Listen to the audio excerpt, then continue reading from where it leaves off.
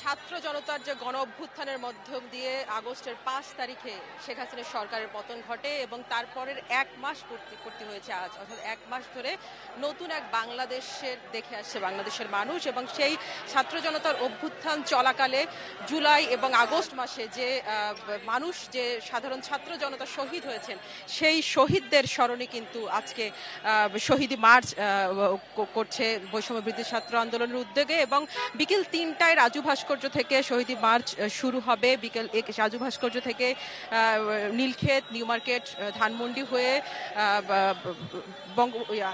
হয়ে সংসদ ভবনের সামনে দিয়ে ফার্মগেট, কারওয়ান বাজার হয়ে আবার ঢাকা বিশ্ববিদ্যালয়ের রাজু ভাস্কর্য হয়ে শহীদ মিনারে গিয়ে কিন্তু এই শহীদি মার্চ শেষ হবে।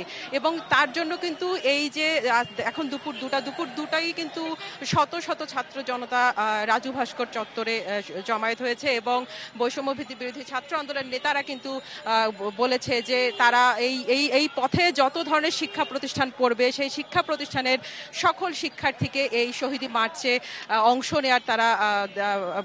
নেওয়ার আহ্বান জানিয়েছে। এবং একই সাথে বিভিন্ন এলাকায়, উত্তরা সহ বিভিন্ন এলাকায় যে প্রাইভেট বিশ্ববিদ্যালয়গুলো আছে, সেই প্রাইভেট বিশ্ববিদ্যালয়ের শিক্ষার্থীরাও তারা আহ্বান জানিয়েছে তারা যেন এই শহীদি মার্চ কর্মসূচিতে অংশ নেয়। এবং তারা বলেছে যে এই ছাত্র জনতার যে অভ্যুত্থান, সেই অভ্যুত্থানে পাবলিক বিশ্ববিদ্যালয়গুলোর পাশাপাশি প্রাইভেট বিভিন্ন বিশ্ববিদ্যালয়, স্কুল কলেজের শিক্ষার্থীরা সহ জনসাধারণ কিন্তু একসাথে হয়েছিল বলেই যে স্বৈরাচার হাসিনা সরকারের পতন তারা করতে পেরেছিল বলেই আসছে কিন্তু বৈষম্য বিরোধী ছাত্র আন্দোলনের নেতারা। এবং সেই আন্দোলন চলাকালে অসংখ্য মানুষ আহত হয়েছে, অসংখ্য মানুষ হাত পা হারিয়ে, চোখ হারিয়ে এখনো হাসপাতালে কাতরাচ্ছে। সারা জীবন ধরে তাদের এই আহত অবস্থায় যে তাদের জীবন কাটাতে হবে, সেই বিষয়গুলো কিন্তু তারা বারবার সামনে আনছে। এবং এই ছাত্র জনতার যে আত্মত্যাগ, সেই আত্মত্যাগকেই আসলে তারা স্মরণ করছে। এবং একই সাথে যেমনটি বলা হচ্ছে যে প্রায় 8 শতাধিক যে ছাত্র জনতা এই গণ অভ্যুত্থান চলাকালে নিহত হয়েছে, শহীদ হয়েছে, তাদেরকে